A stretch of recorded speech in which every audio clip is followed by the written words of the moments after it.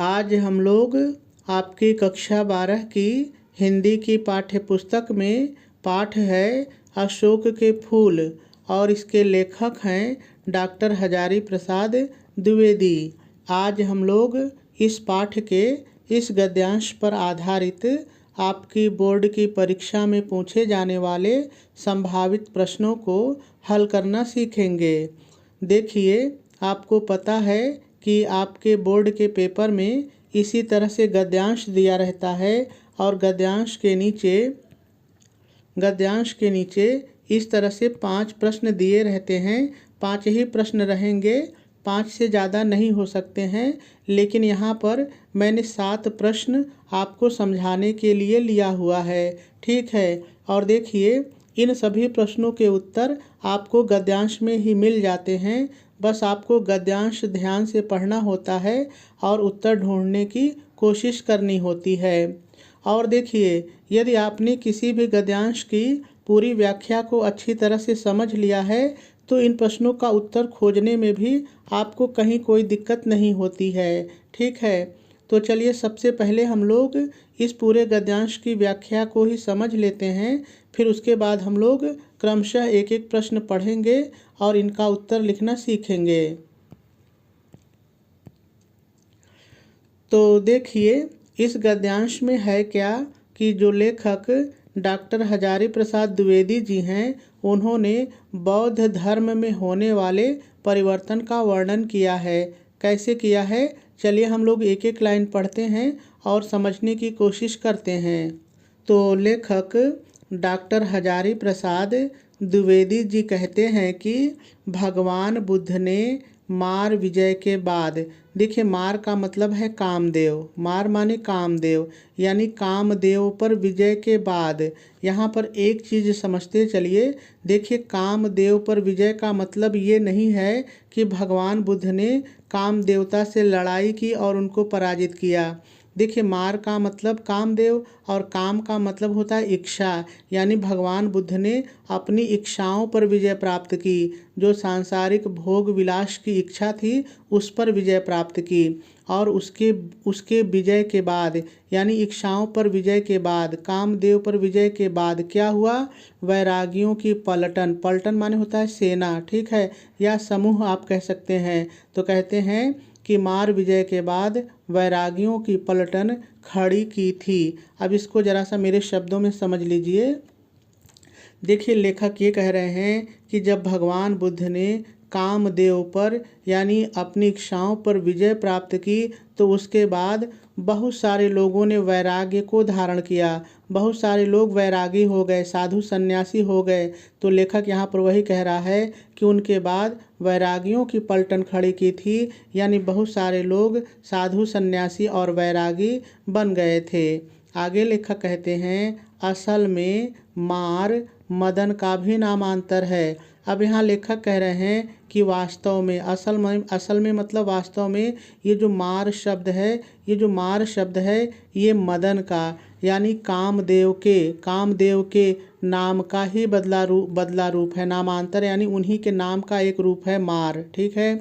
आगे लेखक कहते हैं, कैसा मधुर और मोहक साहित्य उन्होंने दिया था। यहाँ पर लेखक ये कह रहे हैं कि भगवान बुद्ध ने जब कामदेव पर विजय प्राप्त की, वैराग्य को धारण किया, तो उन्होंने बहुत सारे मधुर और मन को मोहित करने वाले साहित्यों की रचना की। साहित्य दिया, किताबें जिनमें धर्म से, नीति से संबंधित बातें थीं। तो लेखक यहाँ पर कह रहे हैं कि भगवान बुद्ध ने जब वैराग्य को धारण किया, कामदेव पर विजय प्राप्त की, तो कैसा मधुर और मन को मोहित करने वाले साहित्य को दिया। बौद्ध धर्म से संबंधित बहुत सारी अच्छी अच्छी किताबें हैं। तो लेखक उन्हीं की बात कर रहा है। चलिए आगे देखिए।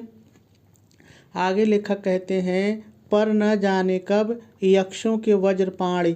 यहाँ पर देखिए, लेखक ये कह रहे हैं, बहुत प्यारी बात कह रहे हैं कि भगवान बुद्ध आए, उन्होंने काम पर विजय प्राप्त की, वैराग्य को धारण दिया, अच्छी अच्छी मधुर किताबें और साहित्य दिए, सब कुछ ठीक ठाक चल रहा था। लेकिन अचानक, कहते हैं, पर न जाने कब अचानक यक्षों के एक देवता है वज्रपाणी, और वज्रपाणी का मतलब है इंद्र। तो न जाने कब जो यक्षों के जो देवता इंद्र थे, इंद्र नामक जो देवता थे, इस वैराग्य प्रवण धर्म में। इस वैराग्य प्रवण, देखिए वैराग्य प्रवण का मतलब है तो होता है कि वैराग्य से युक्त जो धर्म था, जिसमें वैराग्य की प्रधानता थी, सांसारिक मोह माया को त्यागने की प्रधानता थी। कहते हैं इस वैराग्य से युक्त धर्म में न जाने कब ये वज्रपाणी घुस गए, इंद्र घुस गए और बोधिसत्वों के शिरोमणि बन गए। देखिए बोधिसत्व, जिसको जिसको सत्य का बोध हो, जिसको सत्य का ज्ञान हो, तो कहते हैं जो बौद्ध धर्म में जो लोग ज्ञानी होते थे उनको बोधिसत्व कहा जाता था। तो कहते हैं कि ये न जाने कब बौद्ध धर्म में घुसे वज्रपाणी और बोधिसत्व के शिरोमणि बन गए, यानी सबसे ऊपर स्थान पा लिया इन्होंने। ठीक है, फिर वज्रयान का अपूर्व धर्म मार्ग प्रचलित हुआ। देखिए अब लेखक यहाँ पर कह रहे हैं, मेरी बात को जरा सा समझिए। लेखक कह रहे हैं कि न जाने कब बौद्ध धर्म में इंद्र देवता वज्रपाणी घुस गए। ठीक है, ये वैराग्य धर्म में घुस गए और ये देवता यक्षों के थे। और ये जो वज्रपाणी है ये बोधिसत्वों में सबसे ऊपर स्थान प्राप्त कर लिया और फिर एक नए धर्म का प्रचलन हुआ जिसको कहते हैं वज्रयान। तो वज्रयान जो है ना, ये बौद्ध धर्म की ही एक शाखा है। तो बौद्ध धर्म में एक नया धर्म चला वज्रयान। कहते हैं अपूर्व धर्म मार्ग प्रचलित हुआ। कौन सा? ये वज्रयान धर्म मार्ग प्रचलित हुआ। तो क्या हुआ जब प्रचलित हुआ? तो आगे लेखक कहते हैं त्रिरत्नों में। देखिए त्रिरत्न क्या होता है? बौद्ध धर्म में त्रिरत्न होता है बुद्ध, धम्म और संघ। ये बौद्ध धर्म के त्रिरत्न। आप देखा होगा जब प्रार्थना होती है तो बुद्धम शरणम गच्छामि, धम्मम शरणम गच्छामि, संघम शरणम गच्छामि। तो ये 3 रत्न होते हैं बौद्ध धर्म के। तो लेखक यहाँ पर यही कह रहे हैं, फिर से मैं पढ़ता हूँ। लेखक कह रहे हैं त्रिरत्नों में मदन देवता ने आसन पाया।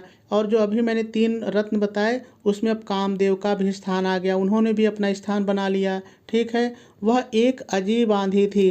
कहते हैं यहाँ पर लेखक कहते हैं कि जब यक्षों के देवता वज्रपाणी यानी इंद्र इस वैराग्य से युक्त बौद्ध धर्म में घुसे और बोधिसत्वों में सबसे ऊपर स्थान जब प्राप्त कर लिया तो एक नया धर्म चला वज्रयान नाम का। और कहते हैं जब ये वज्रयान नाम का धर्म चला तो अजीब आंधी की तरह चला। कैसी आंधी चला? तो ये जो वज्रयान धर्म था इसमें बौद्ध बह गए, यानी बौद्ध धर्म जो मुख्य बौद्ध धर्म था वो समाप्ति की ओर चला गया। शैव बह गए, जो शिव के उपासक थे, जो शंकर भगवान के उपासक थे वो भी समाप्त हो गए। शक्त बह गए, जो शक्तियों की उपासना करते थे, जो देवियों की उपासना करते थे वो भी समाप्त हो गए। तो लेखक को यहाँ पर कहना पड़ा कि ये वज्रयान की अजीब सी आंधी थी, इसमें सारे लोग जो है वो समाप्त हो गए। ठीक है, चलिए आगे देखते हैं। अब आगे लेखक कहते हैं उन दिनों यानी जब वज्रयान धर्म का प्रचलन हुआ बौद्ध धर्म के बाद। तो बौद्ध धर्म के बाद वो कहते हैं श्री सुंदरी साधन तत्पराणाम योगस्य भोगस्य करस्थेव। देखिए इतने का मतलब है, लेखक कहते हैं कि उसके बाद बौद्ध धर्म के बाद जो श्री सुंदरी थी वो जो है जो सुंदरी थी वो योग और भोग का साधन बन गई। यानी अब यहाँ पर जो स्त्रियाँ थीं वो भोग का, योग और भोग का साधन बन गई। ठीक है, यानी ये परिवर्तन हुआ। मेरी बात को फिर से ज़रा सा समझिए। कहते हैं उन दिनों यानी जब बौद्ध धर्म समाप्त हुआ और उसके पश्चात जब वज्रयान धर्म आया तो उस समय जो सुंदरी थी, जो स्त्रियां थी वो योग और भोग का साधन समझी जाने लगी। इतने की यही व्याख्या ही है। मैं फिर से बोल देता हूँ। यहाँ पर लेखक कहते हैं कि उसके बाद जो सुंदरी थी, जो स्त्रियां थी वो योग और भोग का साधन समझी जाने लगी। ठीक है, आगे लेखक कहते हैं एव की महिमा प्रतिष्ठित हुई। इसका मतलब यही है कि उसका साधन माने जाने, इनकी महिमा जो प्रतिष्ठित हुई वो योग और भोग के साधन के रूप में औरतें प्रतिष्ठित हुई। काव्य और शिल्प के मोहक अशोक ने अभिचार में सहायता दी। अब इस बात को जरा सा समझिए। कहते हैं कि ये जो देखिए वज्रयान धर्म था ना, इसमें जादू टोना टोटका तंत्र मंत्र इसका प्रभाव ज़्यादा था। इसलिए लेखक को कहना पड़ा कि काव्य और शिल्प के मोहक अशोक ने वो अशोक जो कभी काव्य में जिसका बहुत महत्व था, जो शिल्प में जिसका बहुत महत्व था, ठीक है, उस अशोक ने अभिचार में सहायता दी। अब उस अशोक ने जो है, अभिचार का मतलब होता है टोना टोटका झाड़ फूँक, यानी अब अशोक के फूल का प्रयोग लोग झाड़ फूँक और टोना टोटका में करने लगे। तो लेखक कहता है कि जो जो अशोक कभी काल्प और शिल्प में कार्य में आता था, जो उनकी शोभा बढ़ाता था, आज वह अशोक जो है अभिचार में सहायता कर रहा है, टोना टोटका झाड़ फूंक में सहायता कर रहा है। आगे लेखक कहते हैं, मैं आश्चर्य से उस योग और भोग की, जो योग था, जो योग पर आधारित जो धर्म था और जो भोग पर आधारित धर्म वज्रयान है। कहते हैं, मैं दोनों की मिलन लीला को, दोनों के मिलने को, दोनों की मिलन लीला को देख रहा हूँ। पूर्ण विराम लगाएंगे और इसकी ये देखिए यही व्याख्या है। अब प्रश्न का उत्तर क्या है, कैसे लिखेंगे, चलिए देखते हैं। तो देखिए पहला प्रश्न कह रहा है कि उपर्युक्त गद्यांश का संदर्भ लिखिए। तो चलिए हम लोग संदर्भ लिख लेते हैं। सबसे पहले हम लोग प्रश्नोत्तर नंबर डालेंगे। जो भी नंबर रहेगा आप पेपर में देखिएगा वो डाल दीजिएगा, इसलिए मैंने कोई प्रश्नोत्तर नंबर नहीं डाला है। पेपर में जो रहेगा वो डाल लीजिएगा, ठीक है। उसके बाद संकेत डाल करके, आपको पता है कि आपके पेपर में 2 गद्यांश रहते हैं अलग अलग पार्ट से, एक हल करना होता है। तो जो भी आप हल करिए उसके शुरू का और डाट डाट करके अंत का थोड़ा सा लिख लीजिए, ठीक है। पहले प्रश्न ने कहा था संदर्भ लिखने के लिए, तो हम सबसे पहले नंबरिंग करेंगे और हेडिंग डालेंगे संदर्भ और लिखेंगे प्रस्तुत गद्यांश हमारी पाठ्य पुस्तक हिंदी के गद्य खंड में संकलित अशोक के फूल नामक निबंध शीर्षक। यहाँ पर देखिए दोनों चीज़ें मैंने इसलिए लिखी है कि कुछ लोग निबंध करके लिखते हैं और कुछ लोग शीर्षक करके, तो मैंने दोनों को लिख दिया है, एक को कोष्ठक के बाहर, एक को अंदर। अब कापी जांचने वाला जो भी समझना एक समझ ले, ठीक है। से उद्धृत है, इसके लेखक डॉक्टर हजारी प्रसाद द्विवेदी जी हैं। पूर्ण विराम लगाएंगे और पहले प्रश्न का उत्तर पूरा हो जाएगा। चलिए दूसरा प्रश्न पढ़ते हैं। दूसरा प्रश्न कह रहा है, उपर्युक्त गद्यांश के शीर्षक एवं लेखक का नाम लिखिए। तो दोनों पता है हम लोगों को, अब लिखेंगे कैसे, चलिए देखते हैं। देखिए जब आपका पहला उत्तर पूरा हो जाए तो 1 से 2 लाइन जरूर छोड़िए, कम से कम 1 लाइन तो छोड़ ही दीजिए। फिर दूसरा उप नंबर डालेंगे और लिखेंगे उपर्युक्त गद्यांश के पाठ का नाम अशोक के फूल, पाठ का नाम अशोक के फूल यानी शीर्षक भी आप कर सकते हैं, और लेखक का नाम डॉक्टर हजारी प्रसाद द्विवेदी है, और इसका उत्तर भी पूरा हो जाएगा। चलिए तीसरा प्रश्न देखते हैं। तीसरा प्रश्न कह रहा है, बोधिसत्वों का शिरोमणि कौन बन गया। देखिए मैंने कहा कि सारे प्रश्न के उत्तर आपको गद्यांश में मिलते हैं, तो चलिए देखते हैं कि कौन मिल गया, गद्यांश पर ढूंढते हैं। तो देखिए यहाँ पर जब आप देखेंगे तो आपको मिल जाएगा शिरोमणि बन गए। अब लेकिन उत्तर हमारे पीछे मिलेगा, और चलिए पीछे आते हैं तो आएगा यहाँ पर ये वज्रपाण। देखिए यहाँ पर वज्रपाण नामक देवता इस वैराग्य धर्म में घुसे और बोधिसत्व के शिरोमणि पर बन गए। तो कौन बन गए, वज्रपाण यानी इंद्र। अब लिखेंगे कैसे, चलिए देखते हैं। तो देखिए आप नंबरिंग कर लीजिएगा और लिखेंगे बोधिसत्वों का शिरोमणि वज्रपाण, जिसको कि इंद्र कहते हैं, इंद्र नामक देवता बन गया, और इसका उत्तर भी हो जाएगा। चलिए अगला प्रश्न देखते हैं। अगला प्रश्न कह रहा है, मार और वज्रपाण किसका पर्यायवाची है। चलिए शब्द कहाँ है, गद्यांश पर देखते हैं। तो देखिए आपको यहाँ पर दिख रहा होगा मार, देखिए यहाँ भी मार है यहाँ, तो मैंने यहाँ पर आपको याद हो मैंने बताया था कामदेव, ठीक है। और देखिए यहाँ पर है वज्रपाण, और वज्रपाण का पर्यायवाची मैंने इंद्र बताया था। अब लिखेंगे कैसे, चलिए देख लेते हैं। तो देखिए मैंने ऐसे लिखा है, नंबरिंग करेंगे और पहला मार लिख लेंगे, दूसरा वज्रपाण, और पर्यायवाची कहा है लिखने के लिए, तो आप एक पर्यायवाची भी लिख सकते हैं, लेकिन मैंने 2 जानबूझकर लिखा है। 1 से ज़्यादा हो जाए कोई दिक्कत नहीं है। तो मदन और कामदेव मार का मतलब है, और वज्रपाण का मतलब इंद्र कह सकते हैं, पुरंदर कह सकते हैं, ठीक है। तो इसका उत्तर भी हो जाएगा। चलिए अगला प्रश्न देखते हैं। अगला प्रश्न कह रहा है, बोधिसत्व और अभिचार शब्द का अर्थ लिखिए। तो ये शब्द देखिए आपको गद्यांश में आया था, मैंने पढ़ा था। देखिए बोधिसत्व का मतलब जिसे सत्य का बोध हो यानी सत्य का ज्ञान हो, और अभिचार का मतलब यदि आपको हो तो मैंने बताया था टोना टोटका झाड़ फूंक, ठीक है। अब लिखेंगे कैसे, चलिए देख लेते हैं। तो देखिए मैंने नंबरिंग की है यहाँ पर, एक तरफ शब्द लिख दिया, एक तरफ अर्थ लिख दिया, और इस तरह से नंबरिंग मैंने कर ली। पहला बोधिसत्व, दूसरा अभिचार। तो बोधिसत्व का मतलब है जिसे सत्य का ज्ञान हो गया हो, जिसे सत्य का बोध हो गया हो, आप ऐसे भी लिख सकते हैं। और अभिचार का मतलब टोना टोटका या झाड़ फूंक, ठीक है। और इसका उत्तर भी हो जाएगा। ध्यान रहे कोई 5 प्रश्न ही आएगा। अगला प्रश्न कह रहा है कि भगवान बुद्ध ने मार विजय के बाद क्या किया। तो चलिए गद्यांश पर ढूंढते हैं।